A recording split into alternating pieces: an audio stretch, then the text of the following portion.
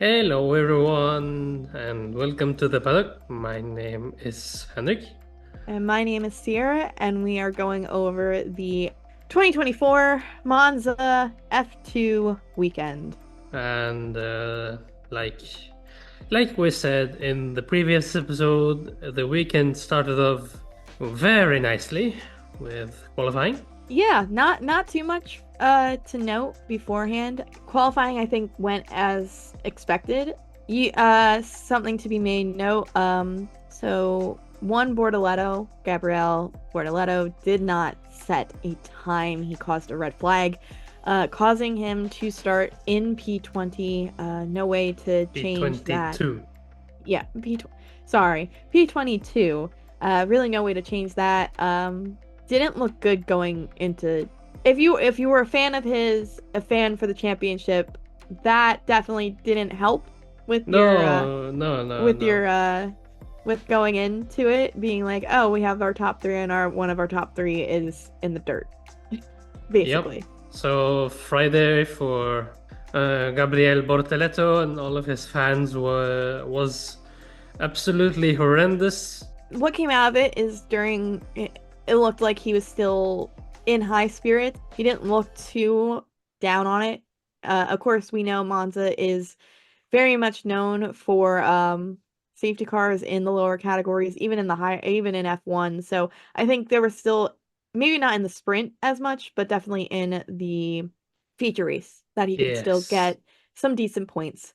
Other main notes, Zane Maloney takes pole over Isaac Hadjar, which I think most people are very happy about. I, for one, am very happy. I don't. I like Saint Maloney. I don't mind him taking pole. I think he deserves it, Takes a point off especially of with his Hadjar. season as it has been unfolding. He had a very good start to the season, and when I'm tempted to say when Barcelona came around, he was kind of He hit a down. slump. Hit Yeah, a he slump. had a little slump, as you called it. And from then on, he hasn't really done much. He's been fighting from the back, really having to make up places more than keep the front or be close to the front. He's still going into this, he was still P4, so not completely out of it.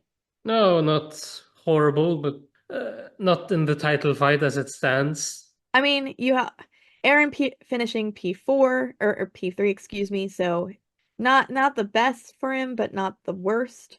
No, and of course we have Gabriel Bortoleto in second, which we will talk more about later on.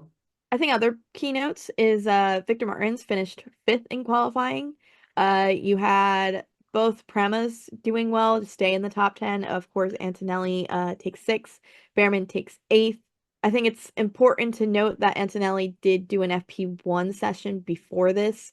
That Yes, did not go his way. So for him to finish get a P6 is probably was really nice to see he could bounce back, see he could kind of let go of what happened earlier in the day. true. And as most of us know, getting a P6 at Monza is no mean feat. It's No, very nicely done. but I think that was qualifying. I don't think anything else major of note happened, really. It wasn't Mm. as bad as F3's qualifying, where we had everybody stopping on track. No, the F3 qualifying was hideous by comparison. So moving on, we move to the sprint. And I think a result that most people thought would have been happening at the beginning of the season, you had Behrman and Victor Martins fighting for the lead, the two best rookies of last season. Definitely not having the seasons they would want this year, but good to see basically them trading fastest lap after fastest lap once they both got into the front. Yes, and Behrman, of course, ended up winning in convincing fashion. Yeah, not really letting finishing a whole second 1.6 ahead of Victor Martins.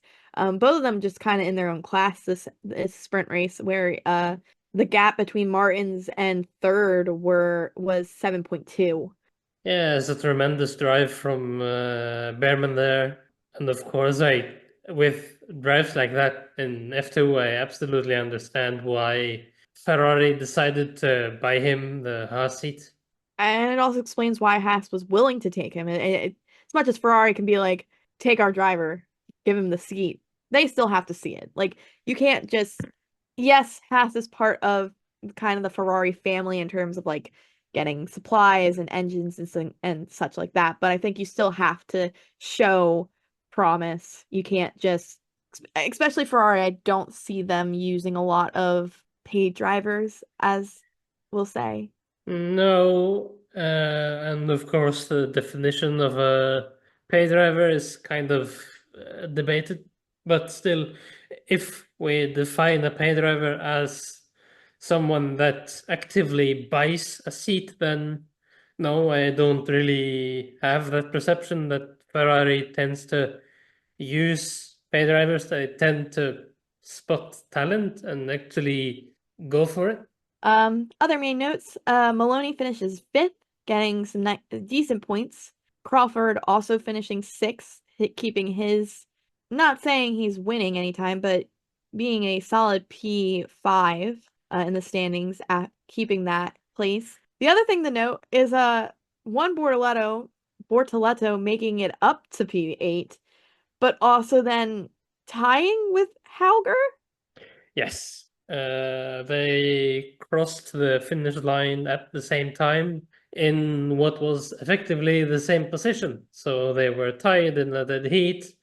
And then the FIA decided to split half a point between the two. So Why not just give each 1 point?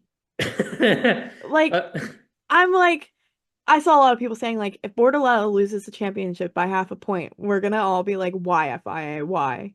Yeah, I get. I don't know why they just want to give half a point. I don't get why they gave half a point. Why not give each full point? They both drove exceptionally well. Especially yes, Bortoletto. I think Hauger was starting higher, so he not started in P11 or something like that. yeah, so for him to get into points was good. But again, Bortoletto was starting at the back. He was 22. Yes, he And for started him to get in 22nd, so he drove tremendously well. the pace in that car was the pace for him in that car around Monza was ridiculous. So it gave an intriguing option for the feature race the next morning. Yeah, and of course, the following morning, the feature race happened, which was very entertaining. Of course, the other two main notes, Antonelli and Paul Aaron not having a great sprint weekend. I'm pretty sure there was contact. Monza in general is not merciful on the lower categories, let alone F1 itself, but No, um Antonelli not having the greatest home weekend, to say of least. no, he didn't really have the best of home weekends. I think he ended up just shy of the points in the feature. I will double check that in a second. But finishing P18 in the sprint race, definitely not boding well for him. No, let alone Paul Aron, which ended up being crashed into, which in turn caused him to DNF for the sprint. That was for the feature. In the sprint, I believe he picked up damage and it says he finished, but he finished a lap down, so I'm gonna count it as a DNF anyway. it's a classified finish. That's all I'm gonna say. It's a classified Uh, finish. I still stand by my statement. I'm just No, I get it. Don't worry. It's still he still didn't technically he finished a lap down, so yeah, the end Aaron is not having a good time. Since Silverstone, it's just all gone wrong. It's all yes. gone wrong. The Silverstone saga continues. So moving to the feature race, there were a couple safety cars that happened. Yeah, Uh I think there was like two or three safety cars. two. First one happening off the first lap, where I forget who collided with who. I forget who collided with Aaron, but somebody misjudged. I think it was Pepe Marti. I think it was Yes. Pepe. Um, Yes, which in turn caused Aaron to actually DNF. yeah, hitting him. in the back going into turn one. I feel so bad for him. Like I Mhm. do. I mean, if you don't know, this he was dropped by Mercedes. He was a Mercedes Academy driver. He was dropped at the end of last season. So he doesn't have a sponsor team. He's not part of an academy anymore. He doesn't have that backing or that sponsorship going in. So Is he driving is effectively a free agent. he goes in. Mr. Consistency is what people like this will probably call him in that first half before Silverstone. I think scoring a podium in each race, not winning a race, but scoring a podium in each race. Well, that being Multiple said, he did have quite a lot of wins from F3 Bahrain until Silverstone in F2. So credit where credit is due. pole positions, things like that. So, Pole but then positions, podiums, wins, all of he the good hasn't won. stuff. But Aaron has not won a race yet in F2. well, he did. No, he has not won a race. He has been P2. Didn't he win once? No, he is one of the only top point scorers to not win a race. I thought he won. No, And it is made no it is clear he has not won a race. He has been P2. His highest standing has been P2. He's been poles, but he has not won a race. He is still a F2 racer without an F2 race win. so we have the F2 version of Lando Norris, basically. We're not getting there. We're not starting it. But no, the other thing, and this is where it kills me, is this is his only season as of right now that he can do. He does not have the financial backing. He does not have the sponsorship money to continue doing F2. If he doesn't get a team, one doesn't get back into a reserve team, into an academy, or get a reserve driver or anything like that. So this is what I'm getting annoyed. This is where I'm upset because I'm like, Mm. this is a extremely talented driver. He is currently now P4 in the standings after not being able to even take place in the feature race due to Pepe Marti taking him out. I understand driving is a very financially tough sport, but to see a talent like him, I think this is where the pressure kind of builds for him is because he knows he kind of it's an all or nothing. This is all or nothing for him. He doesn't really get a second shot right now after this. No, it's a high risk, low reward kind of scenario for him, I think. If we were to take someone like, say, Saint Maloney as an example, he started his F2 rookie season, which was last year as this Red Bull junior driver, ends up being ditched by Red Bull and goes to Sauber, where he ends up flourishing. Especially if he can get a race win under his belt, whether it be a sprint race or a feature race. If he can show that he can win, because I think I think maybe that's where the hesitation is for a lot of teams. If he can end up getting the win, a win, I think somebody will sign him. I would be dumbfounded if he gets a win and still doesn't have somebody back him. Well, fortunately for you, there is a lot of season left. So, But so we'll move on off of that sad, lovely little spiel. Of course, with the lap one incident, you had the Premas. I think they ended up in P3 and 4, with Behrman being the lead Prema driver. Did pick up some damage, so I think he was missing like an end plate, like a front winning end plate for a bunch of it. But pit stops went well. The race was continuing at a decent pace. A lot of the drivers quickly doing their pit stops early. Behrman, Antonelli, Zane, Hadjar, I think, was one of the last to do an early pit before we had our second safety car come out, which, and mind you, he pit the lap before the safety car came out. So, mm-hmm. So, and that did not go well for him. no, ended up in P18 by the end of it. I forget who caused the second safety car. I do not know off the top of my head. Everybody finish No, besides Aaron. no, I think there was 3 or 4 DNFs. We know there's only 19 finishers. Yeah. I don't remember who Zach caused. O'Sullivan, I believe, That was in the sprint. O'Sullivan took out Ollie Gurther in his first F2 race. which he ended up leading at one point. Yep, so after again, I don't remember who caused the second safety car to happen.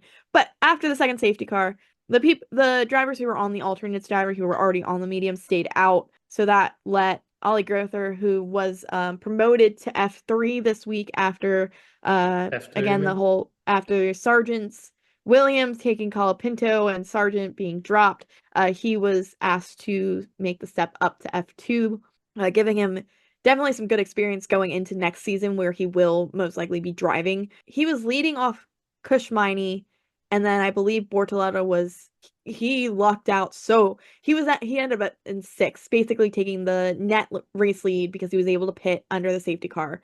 Zane Maloney and the other top drivers, I think, were like 2 or 3 places behind him at that point. So safety cars causing helping Bortoleto win his first to last challenge. Literally.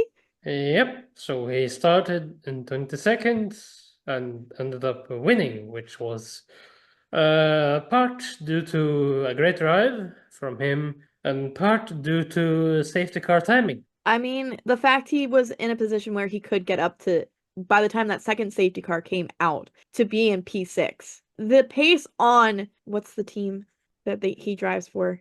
Invicta. In Victor's pace, even with Kushmini, yes, Kushmini was on an alternate strategy. So for him to be in the race, in the second as long as he was, Invictus Gaming's just really had the pace in Monza. Well, they have been good for the entire season, really. They haven't really dropped massively like High Tech have, or MP for that matter. And Campos and Prema, it's I feel like they're having more of up and down seasons in terms of like constructors championship for F2. Even though Campos Hajar is being consistent and leading, Pepe Marti is the one who is being the inconsistent marker, I would say. He's just not having a season. Well, Prema and Campos have been and still are a tale of two halves in many respects.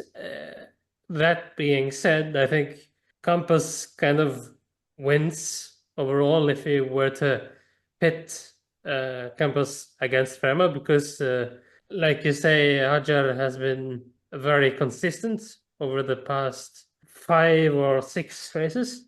I don't know. I don't if to put those teams head to head, I think Ollie maybe takes them, maybe takes the top spot out of all of them. But that's not how F2 works. It's not a 1v1. No, it's a 22 for all, basically. Yeah. Uh, But I think in terms of like going over the main race, again, a lot has happened this weekend, so trying to remember every bit of detail is a little hard. yeah, Uh, it's very difficult unless you have an photographic encyclopedic memory. mind, which none of us have, Yeah. But some other key notes. Hajar did not score a single point this weekend, which again decided to squeeze the championship gap a little bit tighter. especially after Spa being like, this is basically Hajar's to lose at this point. I think it just shows that there's still a lot of races to have. It is still up in the air. And I think it shows that again, these cars are not each team is still trying to get their minds around the concept of the car and how it changed. By the time the second safety car happened, he was in P18 after he pitted. He only finished P11, just ahead of, I believe it's Pepe Marti. So the pace wasn't there. I mean, And granted, there are a lot of DRS trains that do happen in Monza, so there's that as well. So sometimes passing isn't the easiest, but especially for the F2, there were a lot of passes happening. So, and Bortolotto showed you could, if you had pace, you could pass. It wasn't like no one was passing anybody. No, no, it happened on every lap at some point.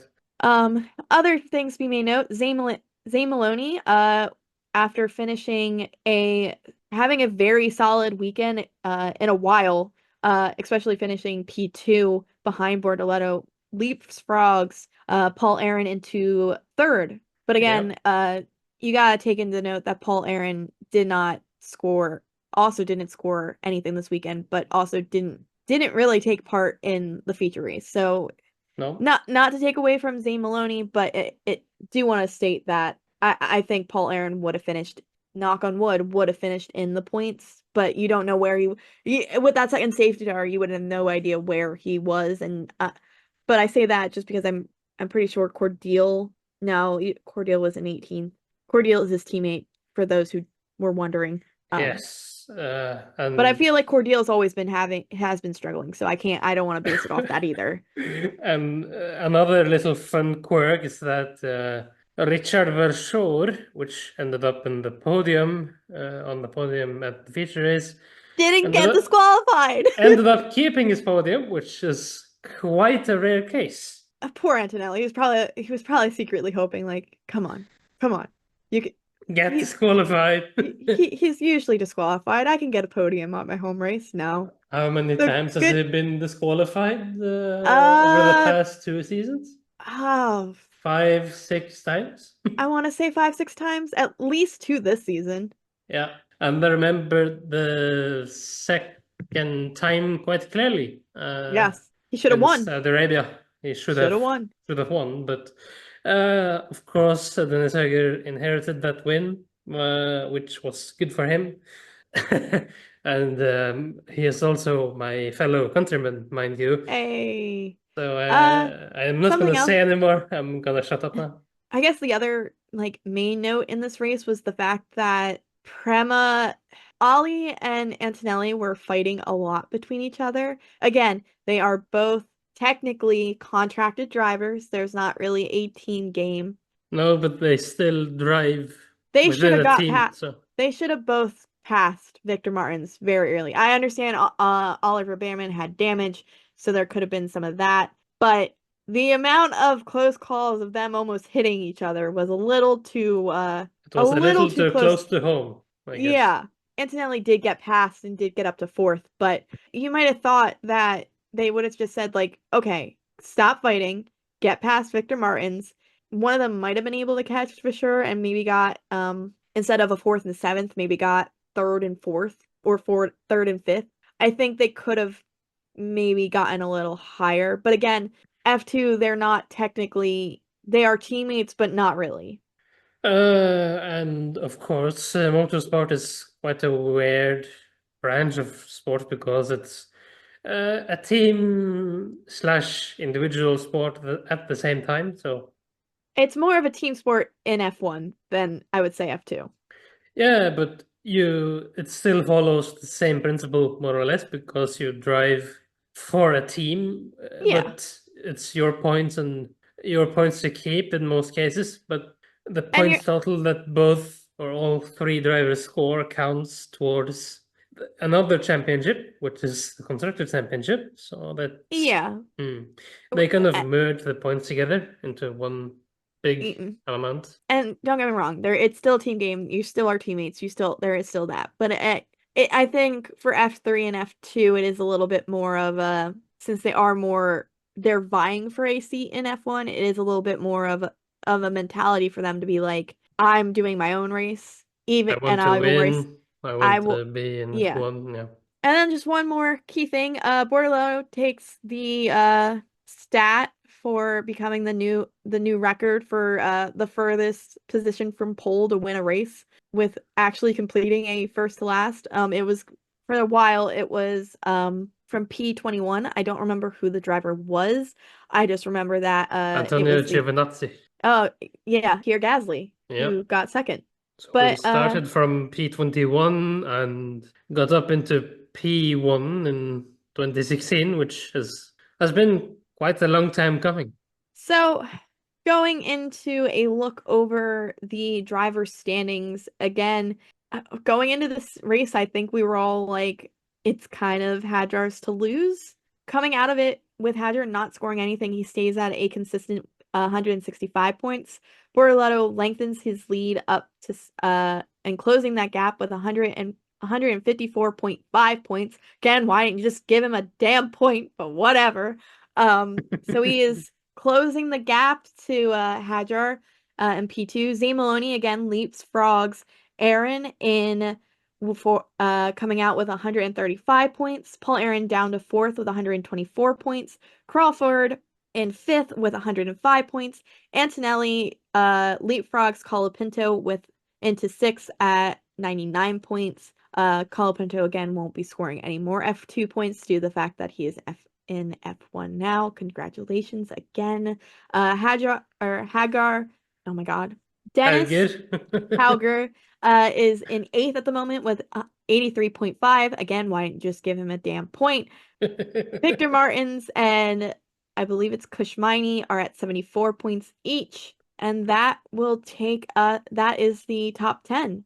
Yeah, and thus Monza 2024 F2 edition is concluded. Take a listen to our F3 review if you hadn't. That is the conclusion of the championships at Monza. Very exciting race, but also look forward to us. We will have our F1 review of Monza out most likely shortly after this, so take a listen to that. Very controversial things happening in that race as well. Monza definitely giving us a treat coming off of a generic Zandvoort. Yeah, even with a surprise Charles Leclerc podium in Zandvoort, it definitely was more boring of a race. Yep. So very happy to see that Monza gave us one of the more exciting races this season. Monza has always delivered. Weekends hopefully always in general. delivered. But that does it for us. We will hopefully catch you all later. Thank you for listening. Thank you for watching. Don't forget to follow us at the _paddock on our socials. But we will be back for Azerbaijan. Maybe a video in between then. But we look forward for you listening.